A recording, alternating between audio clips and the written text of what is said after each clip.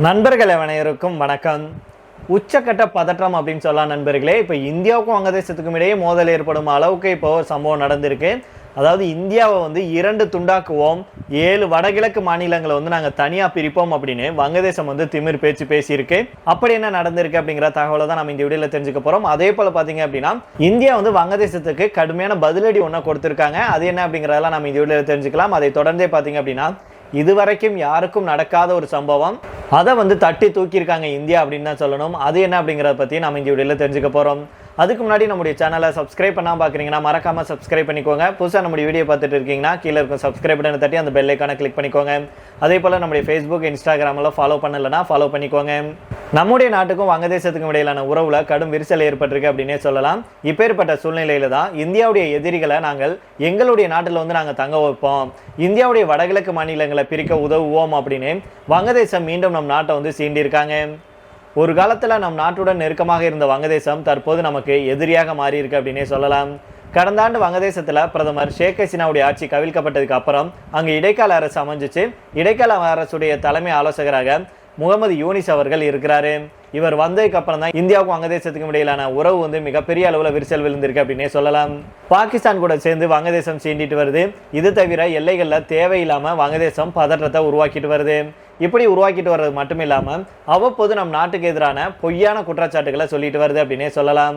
அதே போல வங்கதேசத்தில் சிறுபான்மையினராக இருக்கும் இந்துக்களையும் துன்புறுத்திட்டும் வர்றாங்க. அந்த வரிசையில தான் தற்போது மீண்டும் வங்கதேசம் நம் நாட்டை சீண்டியிருக்காங்க.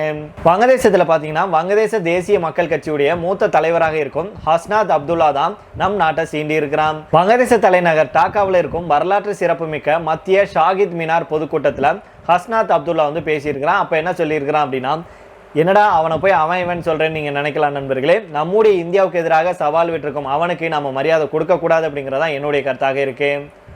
ஓகே, அவன் என்ன பேசியிருக்கிறான் அப்படின்னா, இந்தியாவுடைய எதிரிகளுக்கு தங்கள் நாட்டில் புகலிடம் அளிப்போம், இந்தியாவை பிரிக்க நினைக்கும் பிரிவினைவாதிகள் மற்றும் இந்திய எதிர்ப்பு கொண்ட சக்திகளுக்கு நாங்கள் ஆதரவளித்து தங்க வைப்போம், இந்தியாவுடைய 7 சகோதரி மாநிலங்களை இந்தியாவிலிருந்து பிரிப்போம் அப்படின்னு வாய்ச்சவுடால் விட்டிருக்கிறாரு.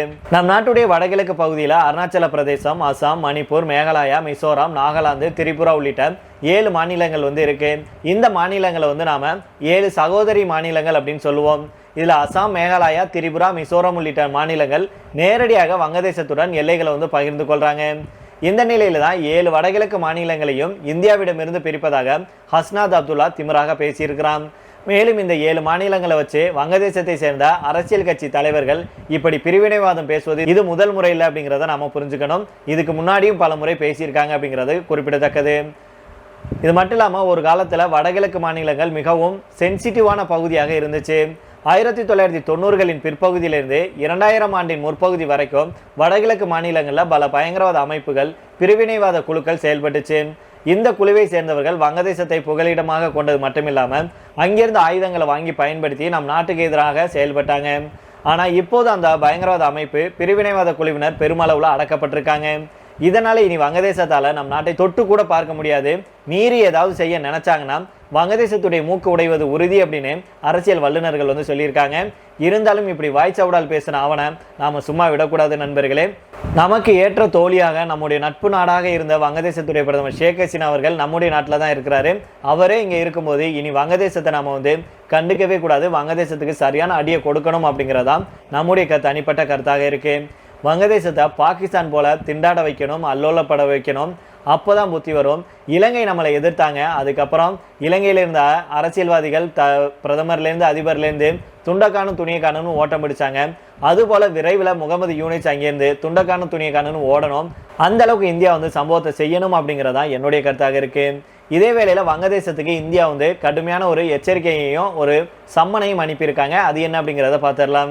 இந்தியாவை பிரிவினைவாதிகளை கொண்டு துண்டாக்குவோம் அப்படின்னு வங்கதேச அரசியல் கட்சி தலைவர் பேசிய தொடர்பாக எச்சரிக்கை செய்யறதுக்கு அந்த நாட்டு தூதருக்கு நம்முடைய மத்திய அரசு சம்மன் அனுப்பியிருக்காங்க. வங்கதேசத்துல இருக்கிற நேஷனல் கட்சி தலைவர் ஹசந்த் அப்துல்லா பேசினா இல்லையா, அவன் மேல என்ன சொல்லியிருக்கிறான் அப்படின்னா, இந்தியாவின் இறையாண்மை, மனித உரிமைகளை மதிக்காத சக்திகளுக்கு, அதாவது ஷேக் ஹசீனாவை சொல்லியிருக்கிறான், இந்தியா ஷேக் ஹசீனாவுக்கு தங்குமிடம் அளித்தால் வங்கதேசமும் அதற்கு பதிலடி கொடுக்கும் அப்படின்னு சொல்லியிருந்தான். அவருடைய இந்த பேச்சை கேட்டு கரகோஷமிட்டு அங்கிருந்தவங்க வரவேற்றிருக்காங்க. அவருடைய இந்த பேச்சுக்கு தான் அசாம் முதல்வர் ஹிமாந்த பிஸ்வா சர்மா அவர்கள் பதிலடி கொடுத்திருக்கிறாரு. அவர் என்ன சொல்றாருன்னா, இந்தியா ஒரு மிகப்பெரிய நாடு, அணு ஆயுதங்களை கொண்ட நாடு மற்றும் உலகின் 4வது பெரிய பொருளாதாரம் உடையது.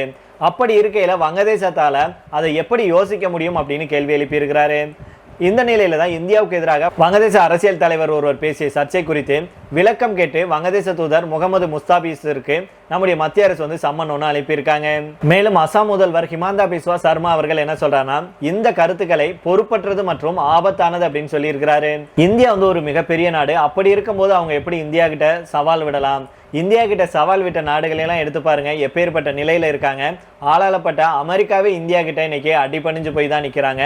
அப்படி இருக்கும்போது சாதாரணமா ஒண்ணுமே இல்லாத வங்கதேசம் இந்தியா கிட்ட வாய்ச்சவடால் விடுறது உண்மையிலேயே வேடிக்கையாக தான் இருக்கு. 1 மணி நேர தாக்குதலுக்கு தாக்கு பிடிக்காது வங்கதேசம் அப்படிங்கிற அளவுக்கு அவங்க வந்து பேசியிருக்கிறாரு. இதை தொடர்ந்து கடைசியாக பார்த்தோம் அப்படின்னா, பிரதமர் நரேந்திர மோடி அவர்கள் இப்போது அரசுமுறை பயணமாக ஜோர்டான், எத்தியோப்பியா உள்ளிட்ட நாடுகளுக்கு போயிருக்காரு.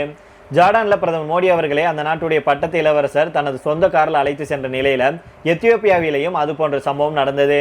அங்கு பிரதமர் மோடி அவர்களே எத்தியோப்பியாவுடைய பிரதமர் தன்னுடைய காரில் அழைத்து போயிருக்கிறாரு. பிரதமர் மோடி அவர்கள் 3 நாடுகளுக்கு சுற்றுப்பயணம் மேற்கொண்டிருக்கிறாரு. இந்த முறை அவர் ஜோர்டான், எத்தியோப்பியா மற்றும் ஓமன் நாடுகளுக்கு புறப்பட்டு சென்றிருக்கிறாரு. நேற்று முன்தினம் பிரதமர் மோடி அவர்கள் டெல்லியிலிருந்து தனி விமானத்தில் ஜோர்டான் புறப்பட்டு போனாரு. இந்தியா ஜோர்டான் இடையிலான 75 ஆண்டுகள தூதரக உறவின் ஒரு பகுதியாக பிரதமர் மோடி அவர்கள் போனாங்க. உசைனியா அரண்மனையில மன்னர் 2ஆம் அப்துல்லாவுடன் மோடி அவர்கள் பேச்சுவார்த்தை நடத்தினாங்க. அங்கும் கூட பட்டத்து இளவரசர் அல் ஹுசைன் பின் அப்துல்லா அவரே தன்னுடைய காரில் பிரதமர் மோடி அவர்களை அழைத்து போனார். பிறகு 2 நாடுகளுக்கு இடையிலான உறவை மேம்படுத்துவது பற்றி பிரதமர் மோடி அவர்கள் 2ஆம் மன்னர் அப்துல்லாவுடன் ஆலோசனையை மேற்கொண்டாங்க. ஜோர்டான் சுற்றுப்பயணத்தை முடித்த பிரதமர் மோடி அவர்கள் நேற்றைய தினம் எத்தியோப்பியாவுக்கு போனார். எத்தியோப்பியா நாட்டில் பிரதமர் மோடிக்கு உற்சாக வரவேற்பு வந்து வழங்கப்பட்டிருக்கு. குறிப்பாக நோபல் அமைதி விருது பெற்ற எத்தியோப்பியாவுடைய பிரதமர் அபிய் அகமது அவர்கள் விமான நிலையத்துக்கே வந்து வரவேற்றாரு. மேலும் தன்னுடைய கார்லேயே அவர் பிரதமர் மோடி அவர்களை ஹோட்டலுக்கு அழைத்து போயிருக்காரு. இந்த நிலையில தான் பிரதமர் மோடி அவர்களுக்கு எத்தியோப்பியா நாட்டுடைய உயரிய விருது வழங்கப்பட்டிருக்கு. The great honour Nissan of Ethiopia அப்படிங்கிற பெயர் கொண்ட விருதை எத்தியோப்பியா நாட்டுடைய பிரதமர் அபிய் அகமது அலி அவர்கள் பிரதமர் மோடி அவர்களுக்கு கொடுத்திருக்கிறாரு. இதன் மூலமாக the great honour Nissan of Ethiopia விருது பெற்ற முதல் வெளிநாட்டு தலைவர் அப்படிங்கிற பெருமையை வந்து பிரதமர் மோடி அவர்கள் பெற்றிருக்காங்க. பிரதமர் மோடி அவர்கள் இந்த பயணத்தில் எத்தியோப்பியா பிரதமருடன் இருதரப்பு உறவுகள் குறித்து விரிவான பேச்சுவார்த்தையை நடத்த இருக்கிறாரு. அது மட்டும் இல்லாமல் இன்றைய தினம் பிரதமர் மோடி அவர்கள் எத்தியோப்பியா நாடாளுமன்ற கூட்டத்திலையும் உரையாற்றுகிறாரு. மேலும் அங்கு வாழும் புலம்பெயர் இந்தியர்களையும் சந்தித்து உரையாற்றுகிறாரு. அதுக்கப்புறமா எத்தியோப்பியாவிலிருந்து பிரதமர் மோடி அவர்கள் ஓமனுக்கு புறப்பட்டு செல்ல இருக்கிறாரு. அதனால இதுவரைக்கும் எந்த ஒரு வெளிநாட்டு லீடர்களும் வாங்கவே இல்லாத ஒரு விருதை நம்முடைய பிரதமர் மோடி அவர்களுக்கு கிடைச்சிருக்கு. இதன் மூலமாக இந்தியாவுக்கு ஒரு மிகப்பெரிய பெருமையை சேர்த்திருக்கிறார் பிரதமர் மோடி அவர்கள் அப்படின்னே சொல்லலாம். இந்தியாவை வந்து நெகிழ வச்சிருக்காங்க எத்தியோப்பியா அப்படின்னே சொல்லலாம். சரி நண்பர்களே, இதை பற்றிய உங்களுடைய கருத்துக்களை கீழே உள்ள கமெண்ட் பாக்ஸில் சொல்லுங்க. மீண்டும் நாளை வேற ஒரு செய்திகளுடன் உங்களை சந்திக்கிறேன். நன்றி, வணக்கம்.